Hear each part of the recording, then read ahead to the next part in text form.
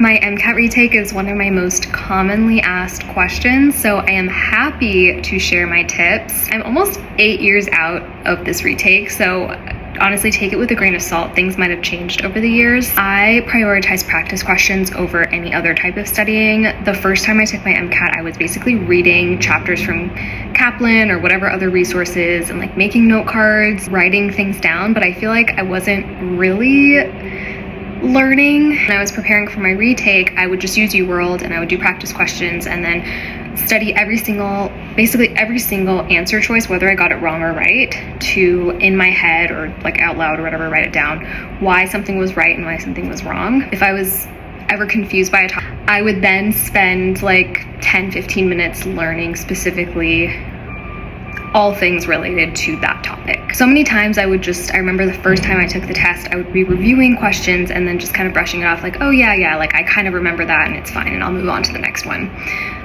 But you can't let that happen. You gotta go through everything in detail. If it didn't show up in this test, it might show up in the next one. This is just for me, but I was not able to work and study at the same time. I was in a full-time job and I would be studying after work or I'd be studying over the weekends, and then I just felt so burnt out because I had no time to myself.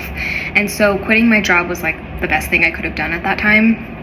And I just focused on studying for like a month and a half straight, retook it 2 months later, and this was like my full-time job was studying.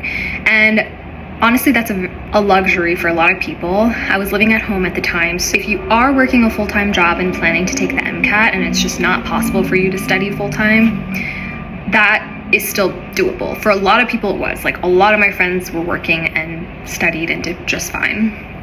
I would probably just be realistic, like take practice tests, and if you feel like you're not scoring where you think you are comfortably, like where you want to get, then I would just postpone it a little bit. You know, you can still study while working, but just don't rush it, because I feel like it's one of those things that like easily gets rushed into. You think you're ready and you kind of trick yourself into thinking you're ready, but just don't do it. It's not worth it. It's expensive and it's emotionally exhausting. Like this is a really hard test. I am many years out now from the MCAT, so it might not be like super relevant, but these are just my tips and they've worked for me throughout med school and residency when I had to take step 3 last year. So this is helpful, and good luck to anyone taking it soon.